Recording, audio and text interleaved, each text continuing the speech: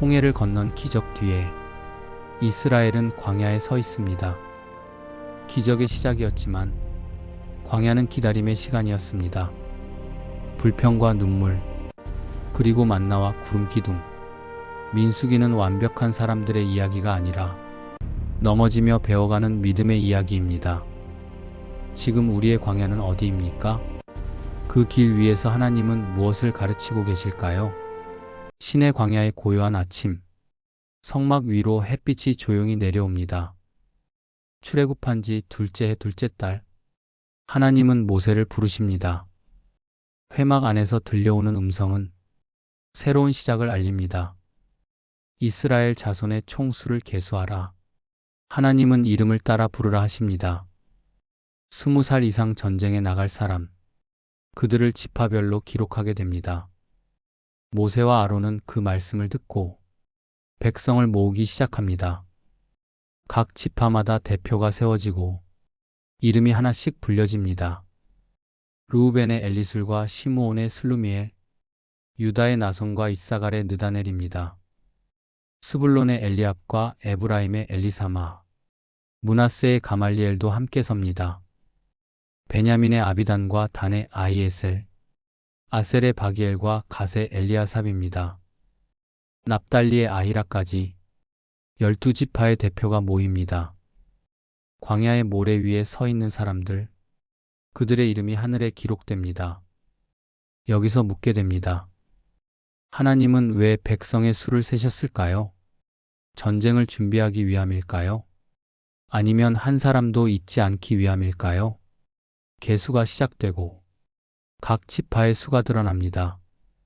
르우벤 지파는 46,500명, 시므온 지파는 59,300명입니다. 갓 지파는 45,650명, 유다 지파는 74,600명입니다. 이사갈 지파는 54,400명, 스불론 지파는 57,400명입니다. 에브라임 지파는 45,000명, 므낫세 지파는 32,200명입니다. 베냐민 지파는 35,400명, 단 지파는 62,700명입니다.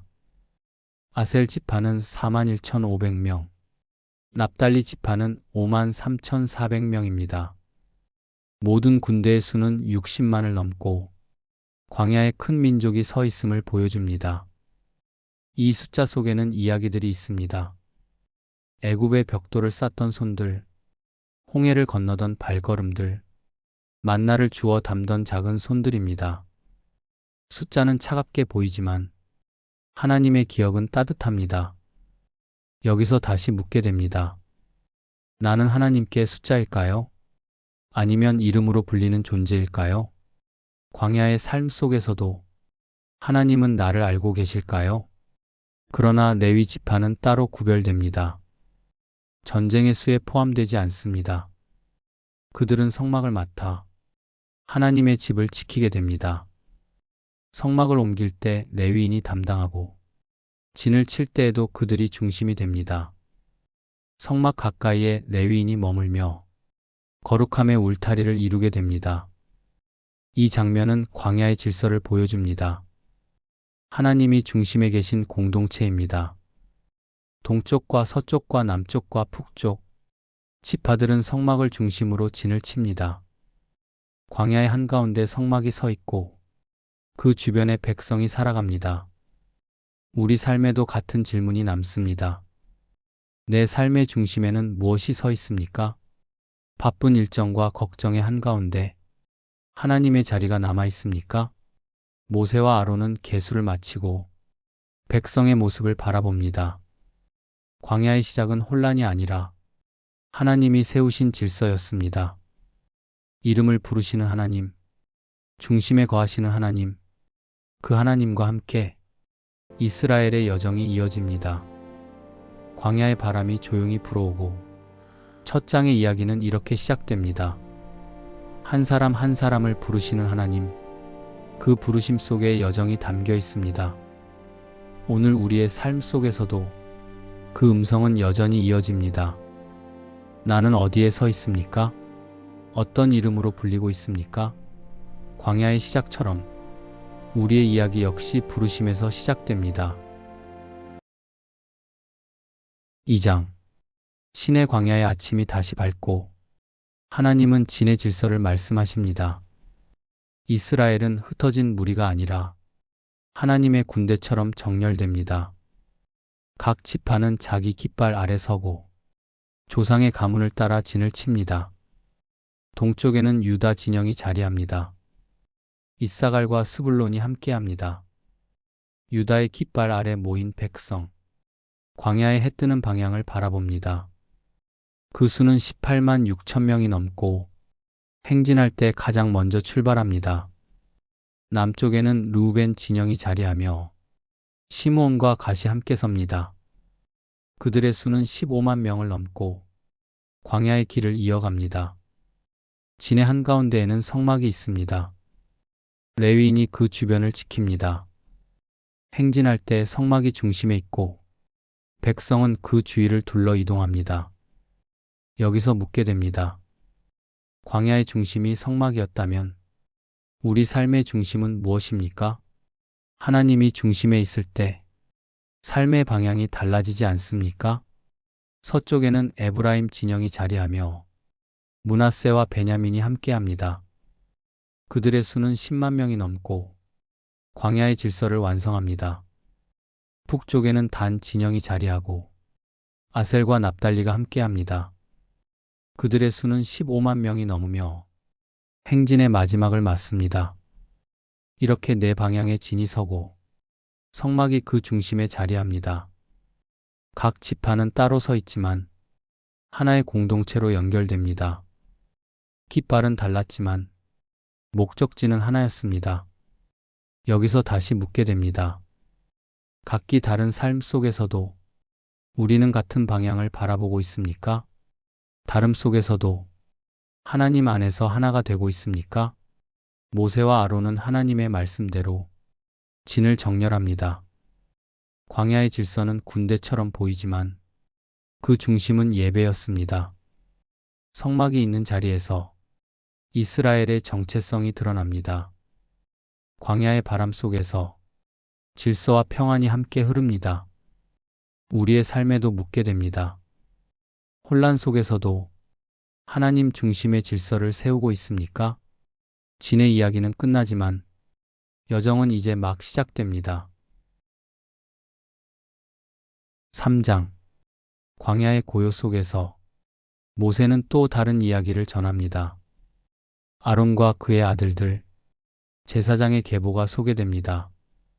나답과 아비후는 다른 불을 들이다 하나님 앞에서 죽었습니다. 남은 엘르아살과 이다말이 제사장의 직분을 이어갑니다. 이 장면은 거룩함의 무게를 조용히 보여줍니다. 여기서 묻게 됩니다. 하나님 앞에 선다는 것은 어떤 의미일까요? 익숙함 속에서도 경외함을 잃지 않고 있습니까? 하나님은 레위 지파를 부르시고 아론을 돕게 하십니다. 그들은 성막의 일을 맡아 공동체를 섬기게 됩니다. 레위인은 이스라엘의 장자를 대신해 하나님께 드려진 지파가 됩니다. 애굽의 장자를 치던 밤, 이스라엘의 장자를 살리신 기억이 있습니다. 그래서 레위인은 하나님의 특별한 소유가 됩니다. 게르손과 고핫과 무랄이 세 가문으로 나뉘어 역할을 맡습니다. 게르손은 휘장과 장막을 맡고 무랄이는 널판과 기둥을 담당합니다. 고핫은 가장 거룩한 기구를 맡지만 직접 만지지는 못합니다. 그 일을 아론의 아들들이 덮어 레위인이 옮기게 됩니다. 이 장면 속에는 섬김과 경계가 함께 존재합니다. 여기서 다시 묻게 됩니다. 섬김의 자리에서도 경외함을 잊지 않고 있습니까? 가까이 있다고 해서 가볍게 여기고 있지는 않습니까? 레위인의 수가 계수되고 각 가문이 진 위치가 정해집니다. 성막 주위에 그들이 머물며 거룩함의 울타리를 이룹니다. 동쪽에는 모세와 아론이 서고 서쪽과 남쪽과 북쪽에 레위인이 섭니다. 이렇게 성막은 보호받고 하나님의 임재가 중심에 머뭅니다. 또한 장자의 수가 계수되고 레위인으로 대신됩니다. 차이가 나는 숫자는 속전으로 보충하게 됩니다. 이 장면은 하나님이 대신함의 은혜를 보여줍니다. 우리 삶에도 같은 질문이 남습니다. 대신 지불된 은혜를 얼마나 기억하고 있습니까? 당연한 삶처럼 보이지만 그 뒤에 있는 은혜를 알고 있습니까? 모세는 모든 일을 마치고 광야의 진을 바라봅니다. 성막 중심의 공동체, 섬김으로 이어진 질서, 광야의 길 위에서 하나님의 집이 함께 움직입니다. 오늘 우리의 삶 속에서도 하나님은 중심에 거하시길 원하십니다. 섬김의 자리에서 거룩함이 이어지길 원하십니다. 광야의 바람이 스치고 세 번째 장의 이야기가 잔잔히 끝납니다. 그러나 부르심의 이야기는 계속되고 이스라엘의 여정은 이어집니다. 4장. 광야의 새벽이 밝아오고 성막 주위에는 조용한 긴장감이 흐릅니다. 하나님은 모세와 아론에게 레위인의 일을 자세히 맡기십니다. 이번에는 단순한 계수가 아니라 섬김의 구체적인 장면입니다. 30세에서 50세 사이 일할 수 있는 레위인이 선택됩니다. 그들의 손에는 단순한 일이 아니라 거룩한 사명이 맡겨집니다. 고앗 자손이 먼저 불려 나옵니다. 가장 거룩한 기구를 맡은 사람들입니다. 그러나 그들은 직접 만질 수 없고 아론과 그의 아들들이 먼저 덮습니다. 증거궤와 상과 등잔대, 향단과 제단이 하나씩 가려집니다. 청색 보자기와 가죽 덮개 속에 하나님의 임재가 숨겨집니다. 그 후에야 고앗 자손이 어깨에 메고 옮기게 됩니다. 여기서 묻게 됩니다. 가까이 있다고 해서 함부로 다룰 수 있는 것은 아닙니까? 섬김의 자리에서도 경외함을 잃지 않고 있습니까? 게르손 자손은 장막의 휘장과 덮개, 성막 문장과 뜰의 휘장을 맡습니다. 그들은 부드러운 천과 끈을 들고 성막의 외형을 세워갑니다. 무라리 자손은 널판과 기둥, 받침과 말뚝을 담당합니다. 무겁고 단단한 구조물을 맡은 손들, 보이지 않는 기초를 세우는 사람들입니다. 각 가문마다 맡은 일이 다르지만 모두가 하나의 성막을 세웁니다. 여기서 다시 묻게 됩니다. 눈에 띄는 섬김과 보이지 않는 섬김 중 무엇이 더 귀할까요? 하나님의 집에서는 모든 섬김이 동일하지 않습니까? 모세와 아론은 이 일을 감독하며 레위인의 질서를 세웁니다. 광야의 이동은 혼란이 아니라 정교한 예배의 행진이 됩니다. 성막이 움직이고 하나님의 임재가 함께 이동합니다. 우리 삶에도 묻게 됩니다. 하나님의 임재를 모시고 하루를 걷고 있습니까? 섬김의 무게 속에서도 기쁨을 발견하고 있습니까? 광야의 바람 속에서 레위인의 발걸음이 이어집니다. 그 발걸음 위에 거룩한 여정이 시작됩니다. 5장. 광야의 진영에 햇살이 비치고 하나님은 공동체의 정결을 말씀하십니다. 나병 환자와 유출병 환자, 시체로 부정해진 사람은 진 밖으로 나갑니다. 하나님이 진 가운데 거하시기에 거룩함이 필요하기 때문입니다. 이 장면은 배제가 아니라 회복을 위한 기다림의 자리입니다. 여기서 묻게 됩니다. 하나님이 가까이 계심을 얼마나 의식하며 살고 있습니까? 내 마음의 진영은 정결함을 유지하고 있습니까? 이야기는 죄의 고백으로 이어집니다. 사람이 죄를 범하면 고백하고 배상합니다. 원금의 5분의 1을 더해 이웃에게 돌려주게 됩니다. 만일 받을 사람이 없다면 그것은 하나님께 돌려집니다. 죄의 고백과 회복의 길이 공동체를 다시 살립니다. 여기서 다시 묻게 됩니다. 잘못을 인정하는 용기, 우리 안에 남아 있습니까? 관계의 상처를 회복으로 이어가고 있습니까? 이야기는 특별한 장면으로 넘어갑니다. 의심과 질투의 상황입니다. 남편이 아내를 의심할 때 제사장 앞에 서게 됩니다. 보릿가루 예물이 드려지고 기억하게 하는 제사가 시작됩니다.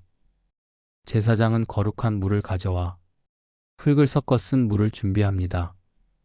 아내는 하나님 앞에 서서 진실을 고백하게 됩니다. 만일 죄가 없다면 해를 입지 않고 자유를 얻습니다. 그러나 죄가 있다면 그 결과가 드러나게 됩니다. 이 장면은 단순한 의식이 아니라 하나님 앞에서의 진실을 보여줍니다. 여기서 묻게 됩니다. 사람의 눈이 아닌 하나님의 눈앞에 서 있다면 우리의 마음은 어떤 모습으로 드러날까요? 광야의 공동체는 겉모습이 아니라 마음의 진실을 배웁니다. 정결과 고백과 회복의 길, 그 길 위에 공동체가 세워집니다. 광야의 바람 속에서 진영은 다시 평안을 찾습니다. 우리 삶에도 같은 질문이 남습니다. 숨기고 있는 마음은 없습니까?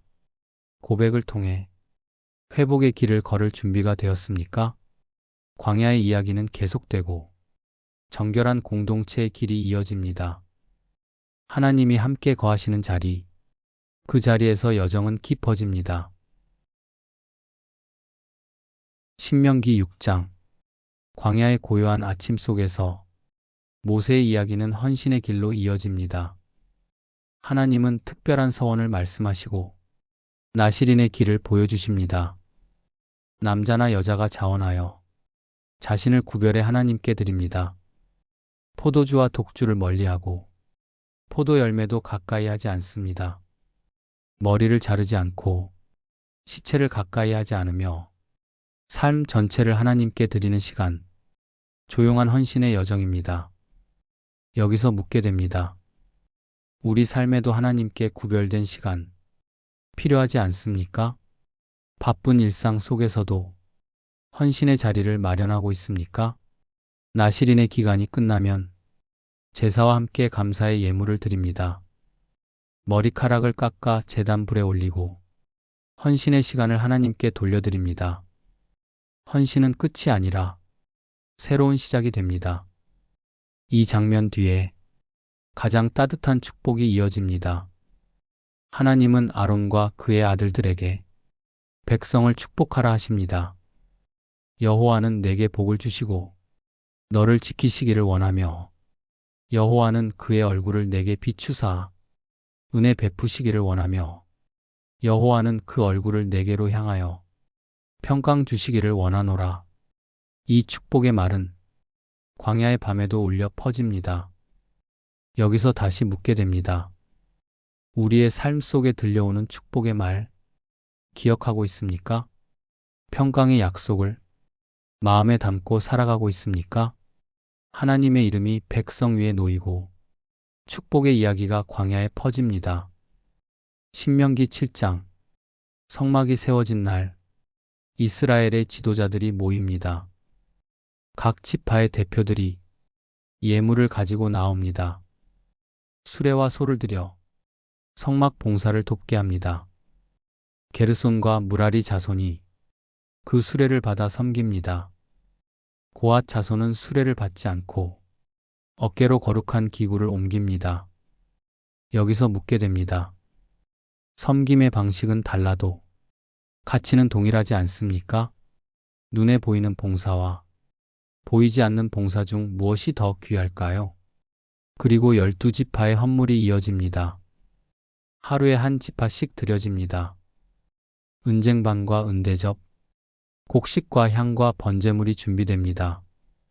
첫째 날 유다의 나손이 드리고 둘째 날 이사갈의 느다넬이 드립니다.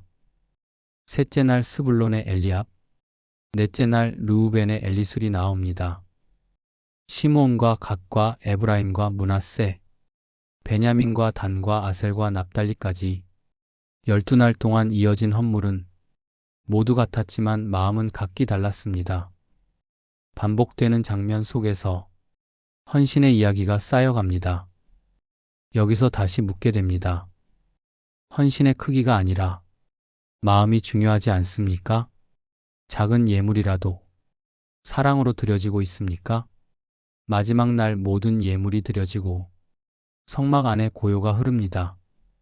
모세가 회막에 들어가면 증거계 위에서 음성이 들립니다. 하나님은 말씀하시고 광야의 이야기는 계속됩니다. 헌신의 자리에서 하나님의 음성이 가까워집니다. 신명기 8장 광야의 아침빛 속에서 등잔대에 불이 켜집니다. 아론은 등잔불을 정리하며 성막 안을 밝힙니다. 빛은 단순한 조명이 아니라 하나님의 임재를 상징합니다. 여기서 묻게 됩니다. 우리 삶의 등불은 무엇으로 밝혀지고 있습니까? 어둠 속에서도 하나님의 빛을 바라보고 있습니까? 이야기는 레위인의 정결로 이어집니다. 그들을 물로 씻고 옷을 빨게 합니다. 속죄 제사와 번제를 드리며 하나님께 드려진 삶이 됩니다. 이스라엘 자손이 안수하고 레위인은 하나님께 흔들어 드려집니다. 그들은 장자를 대신해 하나님의 소유로 구별됩니다. 이 장면 속에는 대신함의 은혜가 담겨 있습니다. 우리 삶에도 묻게 됩니다.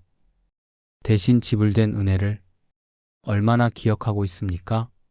섬김의 자리에서 감사를 잃지 않고 있습니까? 레위인은 25살부터 일하고 50살이 되면 봉사를 마칩니다. 그러나 떠나는 것이 아니라 형제를 돕는 자리로 남습니다. 섬김의 시간에는 시작과 끝이 있지만 헌신의 마음은 계속됩니다.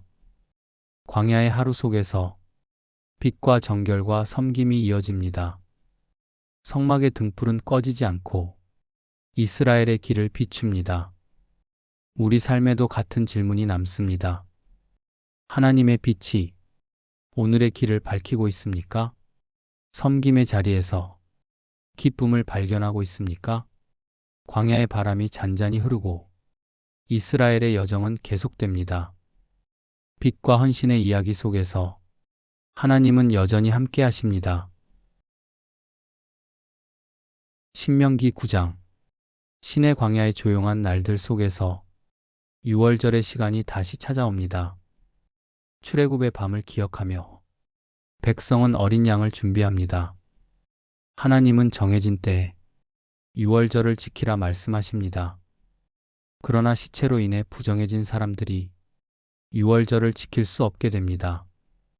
그들은 모세와 아론 앞에 나와 조심스럽게 마음을 전합니다. 왜 우리는 제외되어야 합니까? 그들의 질문에는 갈망이 담겨 있습니다. 여기서 묻게 됩니다. 예배의 자리에 서고 싶은 마음, 우리 안에도 있지 않습니까? 하나님을 향한 갈망이 삶의 중심에 자리하고 있습니까? 모세는 서두르지 않고 하나님께 묻겠다 말합니다. 그리고 들려온 음성은 놀랍게도 길을 열어줍니다. 한 달 뒤에 6월절을 지킬 수 있도록 두 번째 기회를 허락하십니다. 이 장면은 율법 속에서도 은혜가 흐르고 있음을 보여줍니다. 그러나 이유 없이 지키지 않는다면 그 책임을 지게 됩니다. 예배의 자리는 선택이 아니라 하나님과의 만남이기 때문입니다. 이야기는 구름의 장면으로 이어집니다. 성막 위에 구름이 머뭅니다. 낮에는 구름으로, 밤에는 불빛으로 보입니다. 구름이 머물면 백성도 머물고, 구름이 떠오르면 길을 떠납니다. 하루일 때도 있었고, 한 달 혹은 1년일 때도 있었습니다. 여기서 다시 묻게 됩니다. 기다림이 길어질 때, 우리는 무엇을 느끼고 있습니까? 움직임보다 멈춤 속에서도 하나님의 뜻을 신뢰하고 있습니까? 이스라엘은 구름을 바라보며 광야의 길을 배웁니다. 자신의 계획이 아니라 하나님의 시간에 맞춰 걷습니다. 구름은 방향이었고 불빛은 위로였습니다. 우리 삶에도 묻게 됩니다. 지금 바라보는 구름은 무엇입니까? 하나님의 인도를 기다리는 믿음의 눈을 가지고 있습니까? 광야의 밤이 깊어지고 구름은 여전히 성막 위에 머뭅니다. 이스라엘의 여정은 하나님의 시간 속에 이어집니다. 신명기 10장. 새로운 아침이 밝고 하나님은 은 나팔을 만들라 하십니다. 두 개의 나팔은 단순한 악기가 아니라 공동체를 부르는 소리입니다. 회중을 모을 때, 행진을 시작할 때 울려 퍼집니다. 나팔 소리는 방향을 알리고 마음을 하나로 모읍니다. 여기서 묻게 됩니다. 우리 삶에도 하나님의 부르심을 듣고 있습니까? 바쁜 소리 속에서도 그 음성을 분별하고 있습니까? 드디어 출발의 날이 옵니다. 둘째 해 둘째 달 20날입니다. 구름이 떠오르고 진영이 움직이기 시작합니다. 유다 진영이 먼저 출발하고 이사갈과 스불론이 뒤를 따릅니다. 성막의 구조물이 옮겨지고 게르손과 무라리가 뒤따릅니다. 르우벤 진영이 움직이고 고앗 자손이 거룩한 기구를 메고 갑니다. 에브라임 진영과 마지막으로 단 진영이 이어집니다. 광야의 행진은 질서와 예배가 함께 어우러진 장면입니다. 이때 모세는 장인 호밥에게 함께 가자 권합니다. 여호와께서 우리에게 복을 약속하셨다. 그 말에는 희망이 담겨 있습니다. 여기서 묻게 됩니다. 하나님의 길로 초대하는 말, 우리의 입술에도 있습니까? 함께 걷자고 손 내미는 믿음의 용기를 가지고 있습니까? 이스라엘은 신의 산을 떠나 사흘 길을 나아갑니다. 언약궤가 앞서가며 안식할 곳을 찾습니다. 행진할 때마다 모세는 외칩니다. 여호와여 일어나소서. 적들이 흩어지고 하나님의 임재가 드러납니다. 진이 멈출 때는 여호와여 돌아오소서 기도합니다. 광야의 길은 기도와 함께 한 걸음씩 이어집니다. 우리 삶에도 같은 질문이 남습니다. 출발의 순간마다 기도로 걸음을 내딛고 있습니까? 멈춤의 자리에서도 하나님의 임재를 구하고 있습니까? 나팔 소리와 구름의 인도, 기도의 고백이 하나로 이어집니다. 광야의 여정은 하나님과 동행하는 이야기입니다. 밤이 내려오고 행진의 첫 장면이 마무리됩니다. 그러나 이 길 위에서 새로운 이야기들이 기다리고 있습니다. 이스라엘의 발걸음처럼 우리의 여정도 계속됩니다. 신명기 11장. 광야의 길이 이어지던 어느 날 백성의 입에서 작은 불평이 흘러나옵니다. 그 소리는 점점 퍼져 진영 전체에 무거운 공기를 남깁니다.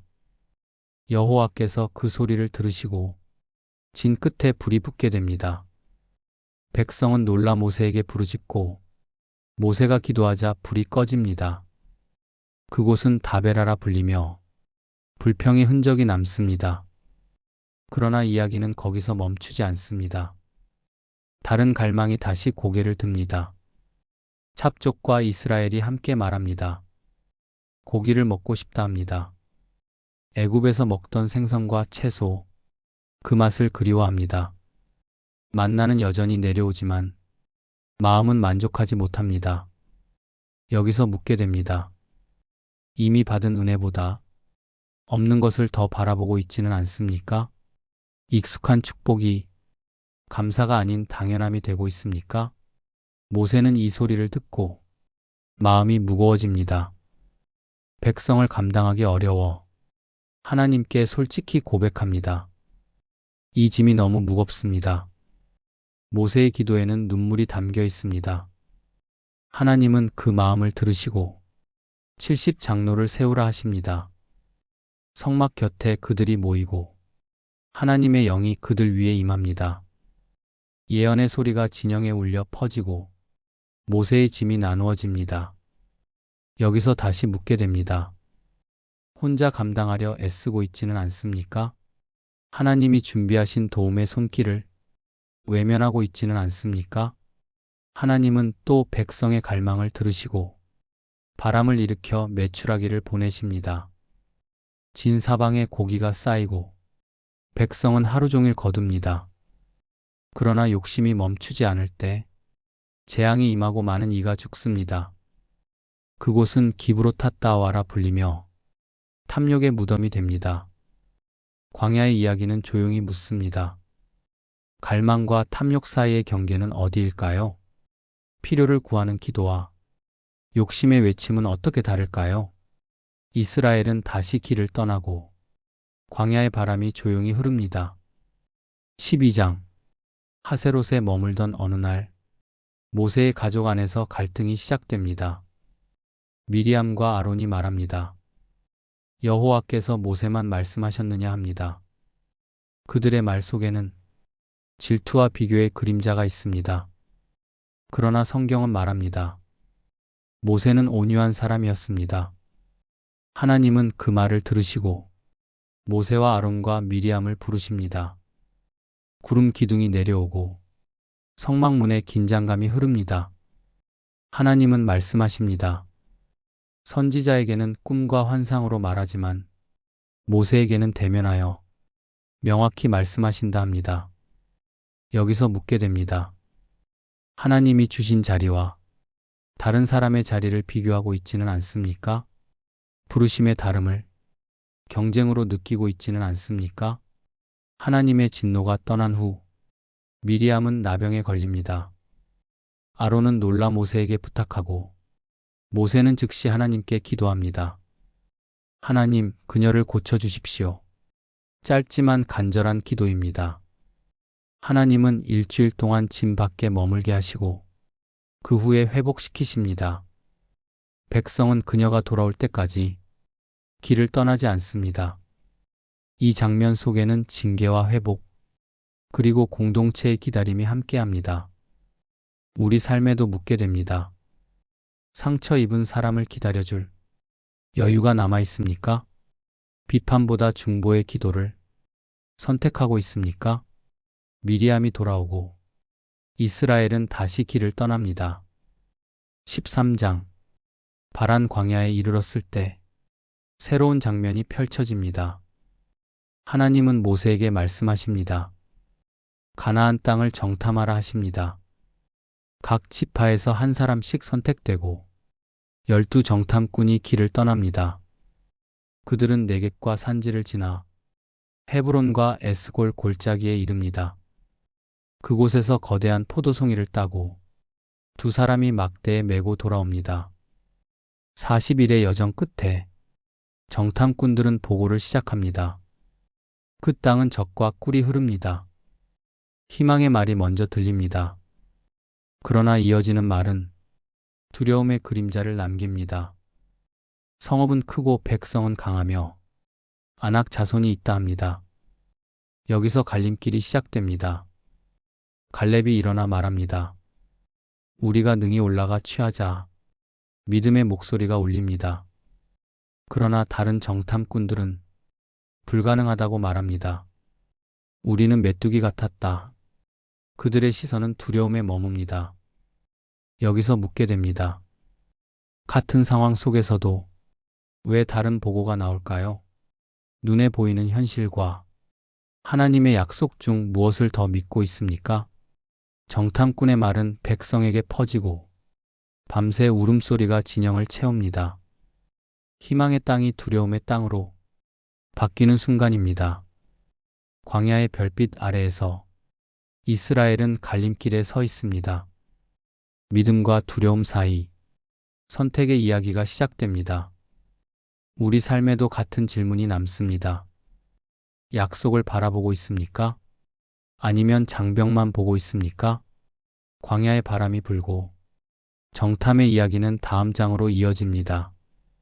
14장 정탐꾼들의 보고가 끝난 밤 진영에는 울음과 두려움이 퍼집니다.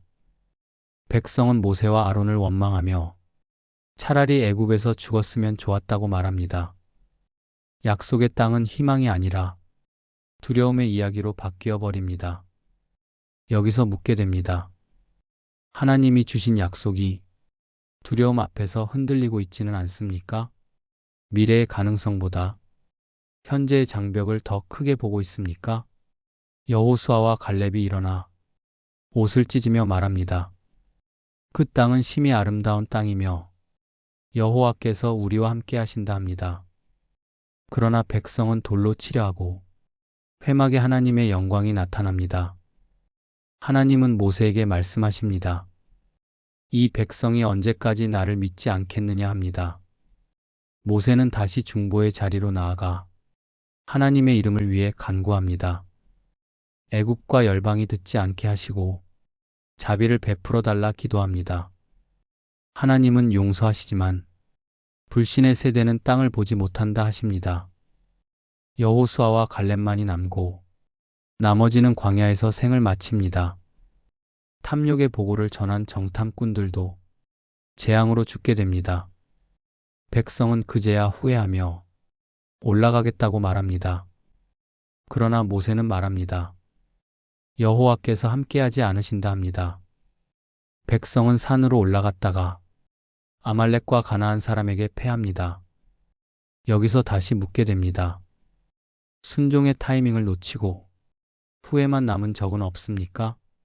늦은 결단이 더 큰 아픔을 남기지 않았습니까? 광야의 밤 속에서 이스라엘은 방황의 길로 들어섭니다. 15장 어두운 이야기 뒤에 하나님은 다시 희망의 말씀을 주십니다. 너희가 땅에 들어가거든 약속은 여전히 유효합니다. 곡식 제물과 전제와 번제가 예배의 자리로 이어집니다. 나그네도 동일한 규례로 하나님 앞에 나오게 됩니다. 여기서 묻게 됩니다. 실패 이후에도 하나님이 길을 열어주신 경험 있습니까? 넘어짐이 끝이 아니라 다시 시작이 될 수 있지 않습니까? 처음 거둔 떡을 드리며 감사의 예물이 이어집니다. 부지 중에 지은 죄에도 속죄의 길이 준비됩니다. 그러나 고의로 하나님을 거역하면 공동체에서 끊어지게 됩니다. 광야에서 안식일에 나무를 주운 사람이 돌에 맞아 죽는 장면이 이어집니다. 이 사건은 거룩함의 무게를 조용히 보여줍니다. 그리고 하나님은 옷술을 만들라 하시며 말씀을 기억하게 하십니다. 옷자락에 술을 볼 때마다 하나님의 명령을 떠올리게 됩니다. 여기서 다시 묻게 됩니다. 하루를 살아가며 말씀을 기억하는 장치가 있습니까? 바쁜 삶 속에서도 하나님을 떠올리는 순간이 있습니까? 광야의 길 위에서 기억은 순종을 지켜줍니다. 이스라엘은 다시 걸으며 희망의 약속을 붙잡습니다. 16장 광야의 여정 속에서 또 다른 갈등이 시작됩니다. 고라와 다단과 아비람, 지도자들을 중심으로 모입니다. 그들은 말합니다. 모든 회중이 거룩한데 왜 너희만 높아졌느냐? 모세의 마음은 무너지고 그는 얼굴을 땅에 대고 엎드립니다. 하나님 앞에서 답을 구하는 지도자의 모습입니다. 여기서 묻게 됩니다. 억울함과 오해 속에서도 기도의 자리로 나아가고 있습니까? 자존심보다 하나님 앞에 마음을 내려놓고 있습니까? 모세는 향로를 들고 하나님 앞에 나오라 합니다. 고라의 무리는 향로를 들고 회막 앞에 서게 됩니다. 그 순간 하나님의 영광이 나타나고 진영에는 긴장감이 흐릅니다. 땅이 갈라져 고라와 그의 무리를 삼키고 불이 향로 든 자들을 태웁니다. 이 장면은 권위의 문제가 아니라 하나님의 부르심의 문제였습니다. 다음 날 백성은 다시 원망하고 재앙이 시작됩니다. 모세는 아론에게 향로를 들고 속죄의 자리로 달려가라 합니다. 아론은 산자와 죽은 자 사이에 서고 재앙이 멈추게 됩니다. 여기서 다시 묻게 됩니다. 갈등의 현장에서 중보의 자리에 서본 적 있습니까? 비난보다 기도로 상황을 막아본 경험이 있습니까? 향로 사건 이후 아론의 지팡이가 싹이 나고 꽃이 핍니다. 하나님이 택하신 사람을 보여주는 표징이 됩니다. 광야의 이야기는 무겁지만 하나님의 질서를 다시 세웁니다. 이스라엘은 조용히 서서 거룩함의 무게를 배우게 됩니다. 우리 삶에도 같은 질문이 남습니다. 권위와 섬김의 자리에서 하나님의 뜻을 구하고 있습니까? 광야의 바람이 불고 갈등의 이야기는 지나갑니다. 그러나 여정은 계속되고 하나님의 인도는 멈추지 않습니다. 17장 고라의 사건 이후 진영에는 여전히 긴장감이 남아 있습니다. 백성의 마음속에는 누가 하나님께 택함받은 자인가 하는 질문이 남습니다. 하나님은 모세에게 말씀하십니다. 각 지파의 지팡이를 가져오라 하십니다. 12지파의 이름이 적힌 지팡이, 그 가운데 아론의 이름도 있습니다. 지팡이들은 증거궤 앞에 놓이고 하룻밤이 지나갑니다. 다음날 모세가 회막에 들어가 보니 놀라운 장면이 펼쳐집니다. 아론의 지팡이에서 싹이 나고 꽃이 피며 아몬드 열매까지 맺혔습니다. 죽은 나무에서 생명이 피어난 순간 하나님의 선택이 분명해집니다. 여기서 묻게 됩니다. 하나님의 선택은 사람의 기준과 얼마나 다를까요? 겉으로 보이지 않아도 하나님이 역사하시는 순간이 있지 않습니까? 모세는 모든 지팡이를 백성에게 보여주고 각 사람은 자신의 지팡이를 가져갑니다. 아론의 지팡이는 증거궤 앞에 보관되어 반역을 멈추게 하는 표징이 됩니다. 백성은 두려워 말합니다. 우리가 다 죽게 되었구나. 그러나 이 사건은 죽음이 아니라 하나님의 질서를 세우는 이야기였습니다. 우리 삶에도 묻게 됩니다. 하나님이 세우신 질서를 신뢰하고 있습니까? 보이지 않는 선택 앞에서도 믿음으로 기다리고 있습니까? 광야의 고요 속에서 싹난 지팡이의 이야기는 희망을 남깁니다. 18장 아론과 그의 아들들에게 하나님은 책임을 맡기십니다. 성막과 제사장의 직분은 영광이 아니라 무거운 사명입니다. 제사장은 성소의 죄를 담당하고 레위인은 그 곁에서 섬깁니다. 그들은 함께 일하지만 역할은 분명히 구별됩니다. 여기서 묻게 됩니다. 사명은 권리가 아니라 책임이라는 사실을 기억하고 있습니까? 하나님께 가까이 가는 자리에 무게가 따르는 것을 알고 있습니까? 레위인은 제사장을 돕고 성막을 지키는 울타리가 됩니다. 그러나 성소의 깊은 일은 아론과 그의 아들만 맡게 됩니다. 하나님은 또 제사장의 몫을 정하십니다. 제물의 일부가 그들의 양식이 됩니다.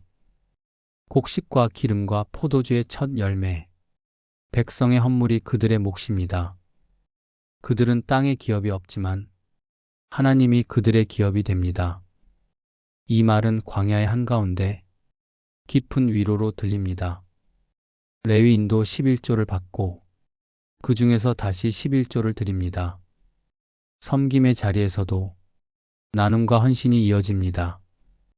여기서 다시 묻게 됩니다. 내가 가진 것 중 하나님께 돌려드리는 것은 무엇입니까? 섬김의 자리에서도 감사를 잃지 않고 있습니까? 광야의 공동체는 이렇게 책임과 은혜의 균형 속에 세워집니다. 하나님이 기업이 되는 삶, 그 길이 레위인의 이야기였습니다. 19장 광야의 또 다른 아침, 정결에 관한 특별한 규례가 주어집니다.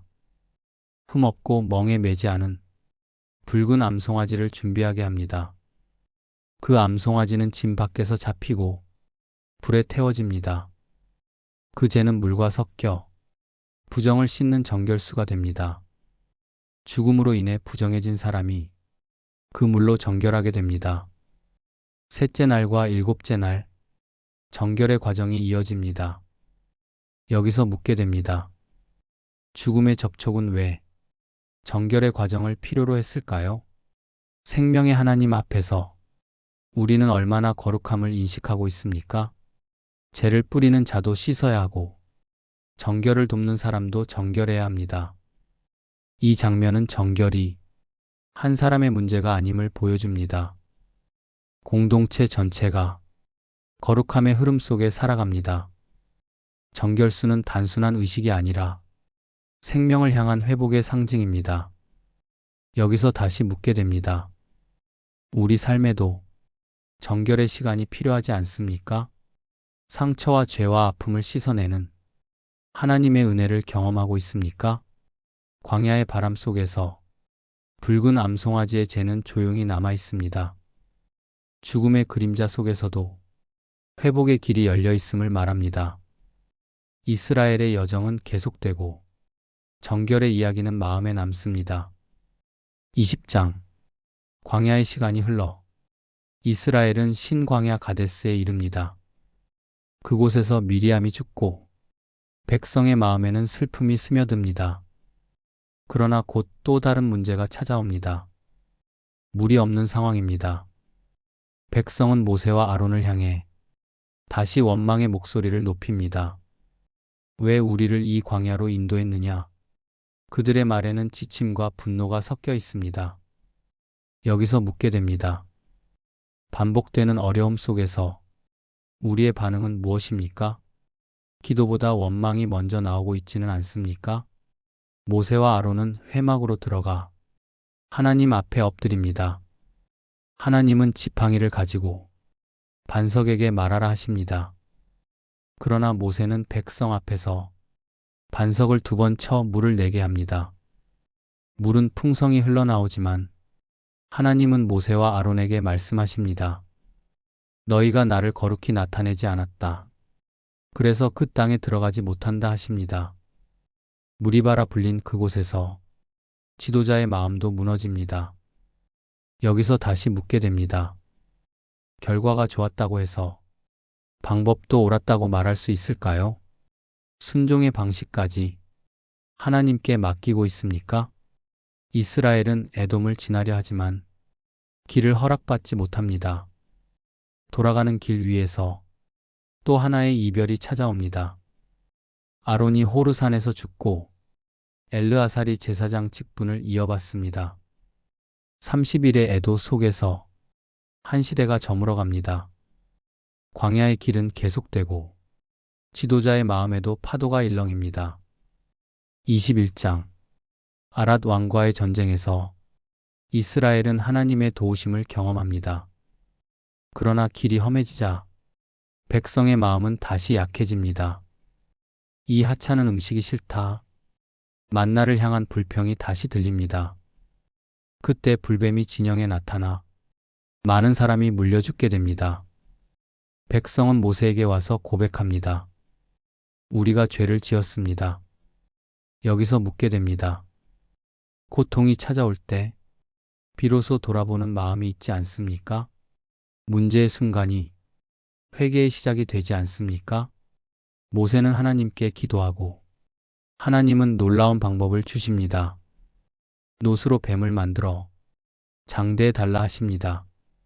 물린 자가 그것을 바라보면 살게 됩니다. 이 장면은 이상하지만 믿음의 시선을 요구합니다. 여기서 다시 묻게 됩니다. 문제가 아니라 하나님의 방법을 바라보고 있습니까? 눈에 보이지 않아도 말씀을 신뢰하고 있습니까? 이스라엘은 다시 길을 떠나 아르논 골짜기와 여러 지역을 지나갑니다. 아모리 왕 시온과의 전쟁에서 하나님은 승리를 주십니다. 또 바산 왕 옥과의 싸움에서도 하나님의 도우심이 이어집니다. 광야의 길 위에서 전쟁과 회복이 반복됩니다. 우리 삶에도 묻게 됩니다. 실패와 회복 사이에서 하나님의 손길을 보고 있습니까? 불뱀의 기억 속에서도 구원의 시선을 배우고 있습니까? 22장. 모압 평지에 이르렀을 때 새로운 인물이 등장합니다. 모압 왕 발락은 이스라엘을 두려워합니다. 그는 부올의 아들 발람을 불러 이스라엘을 저주하려 합니다. 발람은 하나님의 뜻을 묻고 처음에는 가지 않겠다고 말합니다. 그러나 발락의 사신이 다시 오고 더 많은 약속을 제시합니다. 여기서 묻게 됩니다. 유혹의 제안 앞에서 마음이 흔들린 적 없습니까? 하나님의 뜻보다 보상의 크기를 더 생각하고 있지는 않습니까? 하나님은 허락하시지만 길에서 발람을 막으십니다. 발람의 나귀가 길을 벗어나고 벽에 몸을 비비며 멈춥니다. 발람은 화를 내며 나귀를 때리지만 하나님이 나귀의 입을 여십니다. 왜 나를 때리느냐? 놀라운 대화가 이어집니다. 그제야 발람의 눈이 열리고 칼든 여호와의 사자를 봅니다. 여기서 다시 묻게 됩니다. 하나님이 막으시는 길을 억지로 가고 있지는 않습니까? 멈춤의 순간 속에서 하나님의 경고를 듣고 있습니까? 발람은 두려워하며 엎드리고 하나님의 말씀만 전하겠다고 말합니다. 모압 평지에 긴장감이 흐르고 이야기는 다음 장으로 이어집니다. 광야의 여정은 이제 보이지 않는 영적 싸움으로 향합니다. 우리 삶에도 묻게 됩니다. 눈에 보이지 않는 자리에서 하나님이 역사하고 있음을 믿고 있습니까? 발람의 이야기 속에서 순종과 유혹의 갈림길이 드러납니다. 광야의 밤이 깊어가고 다음 이야기를 기다리게 됩니다. 23장 모압 평지의 아침 공기 속에서 발람과 발락이 첫 제단을 쌓습니다. 7 제단 위에 제물이 드려지고 발람은 하나님을 기다립니다. 발락의 기대는 단 하나, 이스라엘을 향한 저주였습니다. 그러나 발람의 입에서 나온 말은 뜻밖의 축복이었습니다. 내가 저주하지 않으신 자를 어찌 저주하겠느냐? 이스라엘은 따로 구별된 민족이며 하나님의 보호 아래 있다 말합니다. 여기서 묻게 됩니다. 사람의 계획보다 하나님의 뜻이 더 크지 않습니까? 누군가의 말과 평가보다 하나님의 선언이 더 중요하지 않습니까? 발락은 실망하지만 다른 장소로 옮겨 다시 시도합니다. 또 7 제단이 세워지고 제물이 드려집니다. 그러나 두 번째 예언 역시 축복으로 가득합니다. 하나님은 사람이 아니시기에 말씀하신 것을 바꾸지 않으신다 합니다. 이스라엘은 사자처럼 일어나 승리를 경험할 것이라 선포됩니다. 발락의 마음에는 당혹감이, 발람의 마음에는 두려움이 흐릅니다. 여기서 다시 묻게 됩니다. 하나님의 축복은 누가 막을 수 있을까요?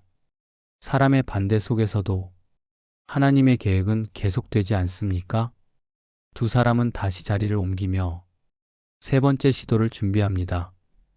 모압 평지의 바람 속에서 축복의 이야기는 계속됩니다. 24장 세 번째 제단 앞에서 발람은 더 이상 점수를 찾지 않습니다. 광야를 바라보는 순간 하나님의 영이 그 위에 임합니다. 그의 눈이 열리고 이스라엘의 진영이 보입니다. 질서 있게 펼쳐진 장막들, 골짜기의 정원처럼 아름답습니다. 발람의 입에서 흘러나오는 말은 축복의 노래가 됩니다. 야곱이여 내 장막이 어찌 그리 아름다운가. 하나님의 은혜가 그 위에 흐릅니다. 이스라엘은 물가의 나무처럼 풍성이 자라날 것이라 합니다. 여기서 묻게 됩니다. 하나님이 바라보시는 시선과 우리의 시선은 얼마나 다를까요? 문제 속에서도 아름다움을 보고 있습니까? 발락은 분노하며 손뼉을 치고 발람을 책망합니다. 그러나 발람은 말합니다. 하나님의 말씀만 전할 수 있다 합니다. 그리고 마지막 예언이 이어집니다. 이스라엘에서 한 별이 나오고 왕권이 세워져 모압과 에돔을 이길 것이라 합니다. 또한 미래의 민족들에 대한 예언이 연이어 선포됩니다. 발람의 이야기는 뜻밖의 축복으로 마무리됩니다. 여기서 다시 묻게 됩니다.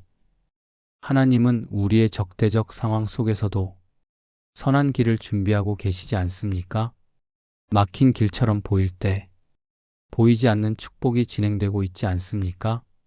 발람과 발락은 각자의 길로 돌아가고 모압 평지에는 고요가 남습니다. 25장 그러나 고요는 오래가지 않습니다. 이스라엘은 시딤에 머물며 시험을 맞습니다. 모압 여인들과의 관계 속에서 백성의 마음이 흔들립니다. 그들은 바알브올의 제사에 참여하고 우상 숭배에 빠지게 됩니다. 하나님의 진노가 임하고 재앙이 진영에 퍼집니다. 여기서 묻게 됩니다. 작은 타협이 큰 무너짐으로 이어진 적 없습니까? 관계 속에서 신앙의 경계를 잃고 있지는 않습니까? 모세는 회중에게 회개를 촉구하고 눈물의 장면이 이어집니다. 그때 한 이스라엘 남자가 미디안 여인을 데리고 옵니다. 제사장 아론의 손자 비느하스가 그 장면을 보고 일어납니다. 창을 들고 들어가 두 사람을 찔러 죽입니다. 그의 행동으로 재앙이 멈추고 많은 생명이 구원됩니다. 이 장면은 거룩함을 향한 뜨거운 열심을 보여줍니다. 하나님은 비느하스에게 평화의 언약을 약속하십니다. 여기서 다시 묻게 됩니다. 우리 안에는 거룩함을 향한 열심이 남아 있습니까? 타협의 자리에서 믿음을 지키는 용기를 가지고 있습니까? 바알브올의 사건 이후 하나님은 미디안을 대적하라 하십니다. 광야의 여정 속에서 또 하나의 교훈이 남습니다. 축복의 자리 바로 뒤에도 시험이 찾아올 수 있음을 보여줍니다. 우리 삶에도 같은 질문이 남습니다. 은혜의 순간 뒤에 찾아오는 시험을 어떻게 준비하고 있습니까? 광야의 바람이 조용히 불고 이스라엘은 다시 마음을 다잡습니다. 축복과 시험이 교차하는 길 위에서 하나님의 인도는 계속됩니다. 26장 바알브올 사건 이후 광야에는 조용한 시간이 흐릅니다. 하나님은 모세와 엘르아살에게 백성을 다시 계수하라 하십니다. 첫 번째 계수하는 다른 세대, 광야에서 태어난 새로운 사람들입니다. 각 지파의 이름이 다시 불리고 숫자가 하나씩 기록됩니다. 르우벤과 시므온과 갓, 유다와 이사갈과 스불론이 이어집니다. 에브라임과 므낫세와 베냐민, 단과 아셀과 납달리까지 광야의 긴 여정 속에서도 하나님의 백성은 이어집니다. 여기서 묻게 됩니다. 한 세대가 지나가도 하나님의 약속은 멈추지 않지 않습니까? 우리 삶의 변화 속에서도 하나님의 계획은 계속되고 있습니까? 이번 계수에서는 출애굽 세대가 거의 사라졌음을 알게 됩니다. 오직 여호수아와 갈렙만이 그 약속을 향해 남아 있습니다. 광야의 세월은 길었지만 하나님의 말씀은 변하지 않았습니다. 땅을 나누는 기준도 정해지고 지파마다 기업이 준비됩니다. 레위 지파는 따로 계수되어 성막의 사명을 이어갑니다. 이 장면 속에는 끝과 시작이 함께 담겨 있습니다. 우리 삶에도 묻게 됩니다. 지나간 시간 속에서 무엇을 남기고 있습니까? 새로운 시작을 향해 믿음으로 걸어가고 있습니까? 광야의 바람 속에서 새 세대의 이야기가 펼쳐집니다. 27장 새로운 계수 이후 뜻밖의 이야기가 등장합니다. 슬로브핫의 딸들이 모세 앞에 나옵니다. 아버지가 아들이 없이 죽었다 말합니다. 우리에게도 기업을 주십시오. 그들의 요청에는 담대한 믿음이 담겨 있습니다. 모세는 곧바로 답하지 않고 하나님께 묻습니다. 하나님은 그들의 말이 옳다 하시며 기업을 주라 명하십니다. 이 사건은 상속의 길을 열고 여성들의 목소리를 역사 속에 남깁니다. 여기서 묻게 됩니다. 하나님 앞에서 작은 목소리도 들리지 않습니까? 정의와 공평을 향한 외침이 하나님의 마음과 연결되지 않습니까? 이야기는 이어져 모세의 마지막 사명이 드러납니다. 하나님은 모세에게 약속의 땅을 바라보라 하십니다. 그는 산 위에서 그 땅을 보지만 들어가지는 못합니다. 모세는 백성을 걱정하며 새로운 지도자를 구합니다. 목자 없는 양 같지 않게 하소서. 그 기도에는 사랑이 담겨 있습니다. 하나님은 여호수아를 택하시고 그에게 안수하게 하십니다. 엘르아살과 회중 앞에서 지도자의 위임이 이루어집니다. 여기서 다시 묻게 됩니다. 떠나는 자리에서도 다음 세대를 준비하고 있습니까? 사명은 끝나도 하나님의 일은 계속되지 않습니까? 모세의 손이 여호수아 위에 놓이고 광야의 리더십이 이어집니다. 28장 광야의 이야기는 다시 예배의 리듬으로 돌아옵니다. 하나님은 매일 드릴 제사를 세밀하게 말씀하십니다. 아침과 저녁의 번제, 하루의 시작과 끝을 하나님께 드립니다. 여기서 묻게 됩니다. 우리 하루의 시작과 끝은 무엇으로 채워지고 있습니까? 하나님을 향한 작은 예배가 일상의 중심이 되고 있습니까? 안식일에는 더 많은 제물이 드려지고 쉼 속에서도 예배가 이어집니다. 월삭과 절기의 제사도 하나님의 시간 속에 배치됩니다. 유월절과 무교절의 제사, 77절의 기쁨이 이어집니다. 예배의 리듬은 반복되지만 그 속에는 기억과 감사가 담겨 있습니다. 광야의 길 위에서도 예배는 멈추지 않습니다. 여기서 다시 묻게 됩니다. 반복되는 예배 속에서도 새로운 감사를 발견하고 있습니까? 형식이 아니라 마음의 중심이 살아 있습니까? 제사의 이야기는 단순한 규례가 아니라 하나님과의 관계를 유지하는 길입니다. 하루와 한 주와 한 달과 절기가 모두 하나님을 향합니다. 이스라엘의 삶은 예배의 시간표 속에 흐릅니다. 우리 삶에도 묻게 됩니다. 시간의 주인은 누구입니까? 바쁜 일정 속에서도 하나님을 위한 자리가 남아 있습니까?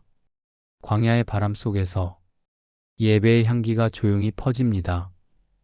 하나님과 동행하는 백성의 삶, 그 길 위의 이야기는 이어집니다. 29장 광야의 여정 속에서도 하나님은 절기의 시간을 잊지 않게 하십니다. 일곱째 달이 시작되면 나팔을 불며 거룩한 모임을 엽니다. 그날에는 번제와 소제와 전제가 드려지고 회중은 하나님 앞에 모입니다. 나팔 소리는 단순한 신호가 아니라 기억을 깨우는 소리입니다. 여기서 묻게 됩니다. 우리 삶에도 하나님을 향해 마음을 깨우는 순간이 있습니까? 바쁜 일상 속에서 영혼을 깨우는 나팔 소리를 듣고 있습니까? 일곱째 달 열째 날에는 속죄일의 엄숙함이 이어집니다. 스스로 괴롭게 하며 죄를 돌아보는 시간이 됩니다. 화려한 기쁨보다 깊은 회개의 자리입니다. 그날에는 아무 일도 하지 않고 하나님 앞에 마음을 낮춥니다. 여기서 다시 묻게 됩니다. 삶 속에서 멈추어 서서 자신을 돌아보는 시간이 있습니까? 회개와 성찰의 순간이 우리의 영혼을 새롭게 하지 않습니까? 이어지는 초막절은 기쁨과 감사의 절기입니다. 수확을 마친 후 7일 동안 하나님 앞에 즐거워합니다. 날마다 제물이 드려지고 예배의 향기가 이어집니다. 광야의 초막을 떠올리며 하나님의 보호를 기억합니다. 여기서 묻게 됩니다. 풍성함 속에서도 광야의 은혜를 잊지 않고 있습니까? 지금의 평안이 하나님의 손길임을 기억하고 있습니까? 여덟째 날에는 거룩한 모임으로 절기의 마침이 이루어집니다. 이 모든 제사는 하나님과의 관계를 이어주는 다리입니다. 광야의 삶은 이동 중이었지만 예배의 리듬은 흔들리지 않았습니다. 우리 삶에도 같은 질문이 남습니다. 시간의 흐름 속에서도 하나님을 향한 절기가 있습니까? 기쁨과 회개와 감사가 삶의 리듬을 이루고 있습니까? 광야의 밤이 내려오고 절기의 이야기는 잔잔히 남습니다. 30장 광야의 고요한 시간 속에서 이번에는 말과 약속의 이야기가 시작됩니다. 모세는 지파의 지도자들에게 서원에 관한 규례를 전합니다. 사람이 하나님께 서원하면 그 말을 반드시 지켜야 합니다. 입술로 한 약속은 가볍지 않음을 보여줍니다. 여기서 묻게 됩니다. 우리가 내뱉는 말의 무게를 얼마나 생각하고 있습니까? 쉽게 한 약속이 누군가에게 상처가 되지 않았습니까? 이야기는 가정의 장면으로 이어집니다. 젊은 여인이 서원했을 때 아버지가 듣고 침묵하면 그 서원은 유효하게 됩니다. 그러나 그날 거절하면 서원은 무효가 됩니다.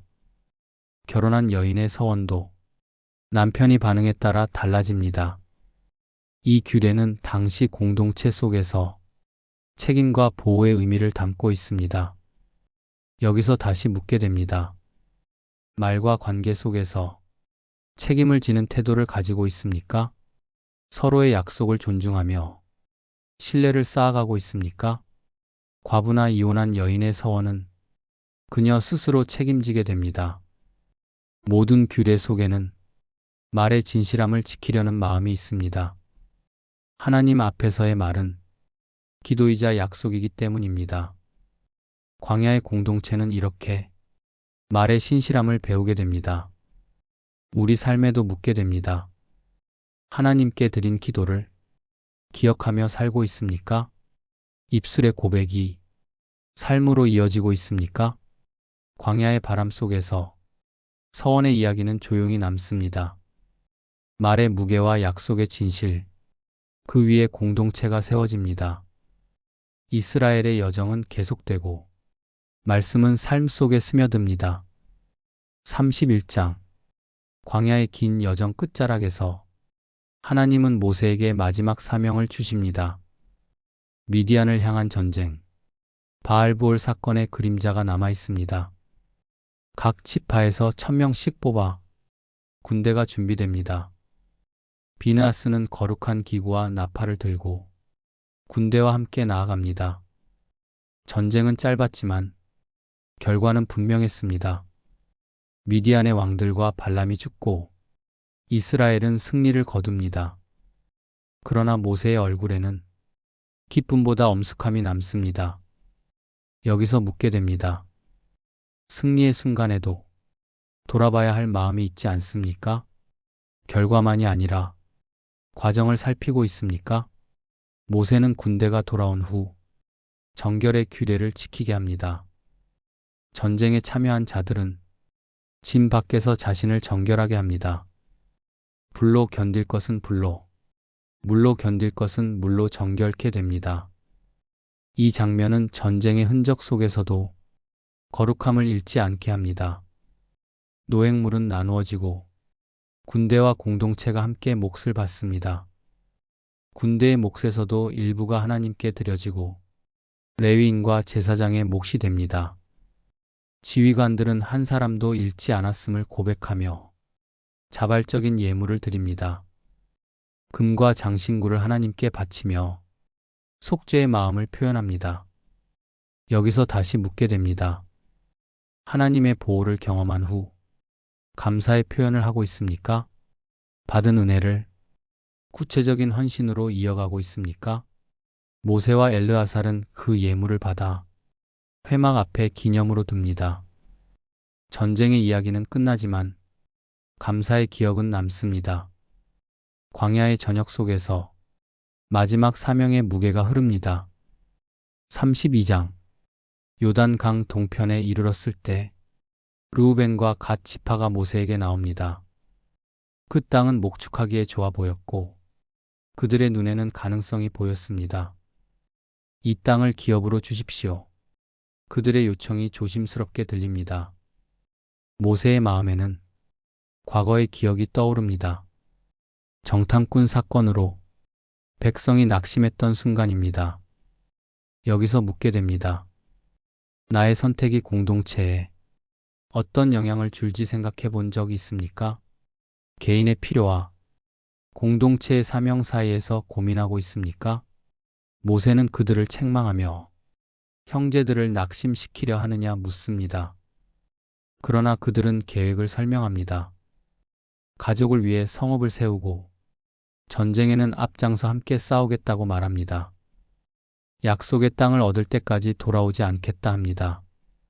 모세는 그 말을 듣고 조건을 분명히 합니다.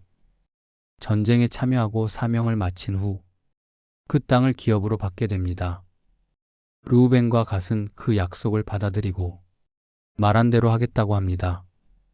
므낫세 반 지파도 함께하며 요단 동편이 땅을 받게 됩니다. 여기서 다시 묻게 됩니다. 편안함을 먼저 선택하기보다 사명을 우선하고 있습니까? 내가 얻은 자리에서도 형제를 위해 싸울 마음이 있습니까? 지파들은 성읍을 세우고 목축을 준비합니다. 그러나 마음은 요단을 향해 함께 나아갈 준비를 합니다. 광야의 이야기는 이렇게 선택과 책임의 균형을 보여줍니다. 우리 삶에도 같은 질문이 남습니다. 안정과 사명 사이에서 어떤 선택을 하고 있습니까? 받은 복을 나누며 공동체와 함께 걷고 있습니까? 요단 동편의 저녁 노을 속에서 이스라엘은 새로운 장을 준비합니다. 광야의 끝이 가까워지고 약속의 땅이 눈앞에 다가옵니다. 여정은 계속되지만 마음은 이미 다음 이야기를 기다립니다. 33장 광야의 끝자락에서 모세는 지나온 길을 하나씩 되짚습니다.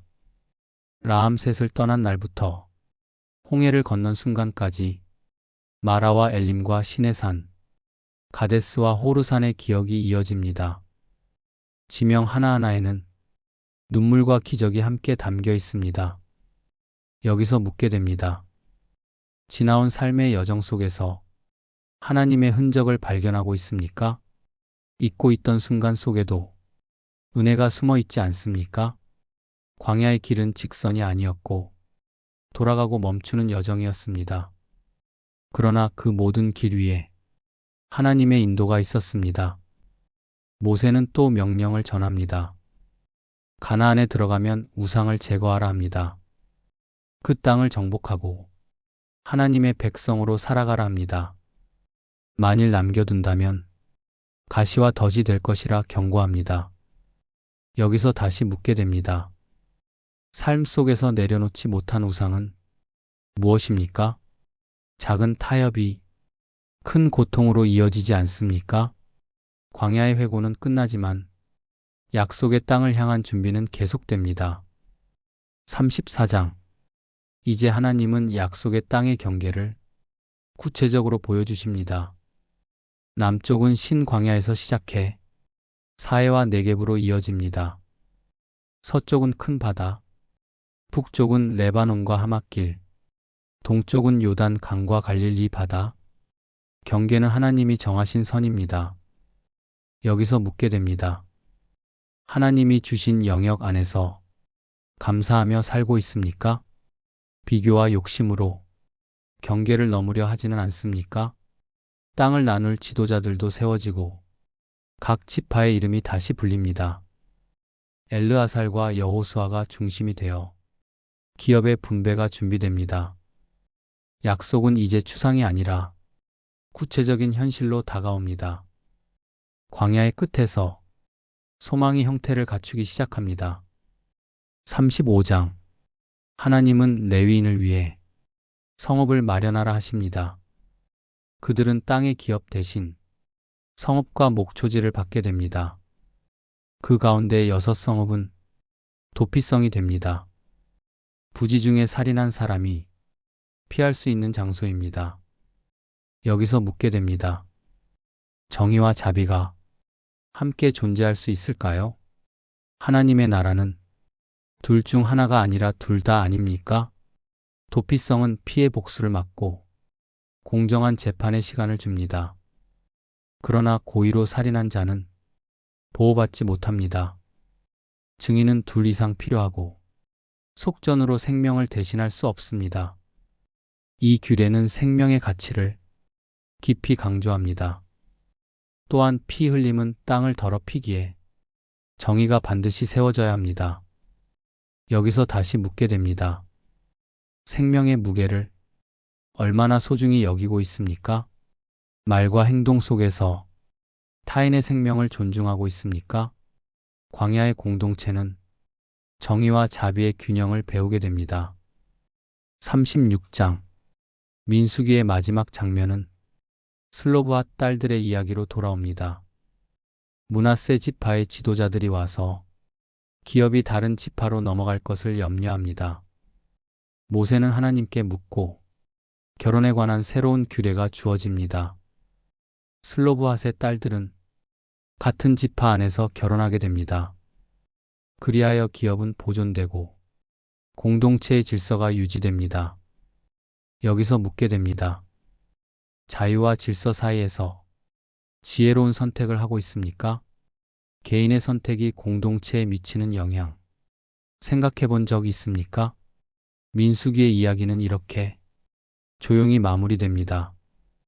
광야에서 시작된 이야기, 수많은 실패와 은혜의 반복, 불평과 기적, 눈물과 회복의 여정이었습니다. 마지막 장면에는 약속의 땅을 바라보는 백성이 서 있습니다. 광야는 끝났지만 하나님과의 여정은 계속됩니다. 민수기 전체 정리와 우리에게 주는 의미, 민수기는 단순한 광야 기록이 아니라 믿음의 성장 이야기입니다. 하나님은 광야에서 백성을 훈련하고 다듬으셨습니다. 불평 속에서도 만나를 주셨고 반역 속에서도 길을 열어주셨습니다. 광야는 실패의 장소가 아니라 하나님을 배우는 학교였습니다. 여기서 우리는 묻게 됩니다. 우리의 광야는 무엇입니까? 기다림과 지연 속에서도 하나님을 신뢰하고 있습니까? 민수기는 반복해서 보여줍니다. 사람은 넘어지지만 하나님은 신실하십니다. 새로운 세대가 일어나고 약속은 계속 이어집니다. 또한 민수기는 공동체의 이야기입니다. 혼자가 아니라 함께 걷는 여정입니다. 섬김과 책임과 질서, 그리고 예배의 리듬이 삶을 이룹니다. 무엇보다 민수기는 말합니다. 하나님은 여전히 함께 걷고 계신다 합니다. 구름과 불기둥처럼 보이지 않아도 동행하십니다. 광야의 끝에서 약속을 바라보는 이스라엘처럼 우리도 소망을 향해 걷는 사람들입니다. 넘어짐 속에서도 다시 일어나고 의심 속에서도 믿음을 배우는 여정입니다. 민수기의 마지막 울림은 이 한 문장으로 남습니다. 광야도 하나님의 길입니다. 지금의 걸음이 느려 보여도 하나님의 인도는 멈추지 않습니다. 그리고 그 길 위에서 우리의 이야기도 계속됩니다.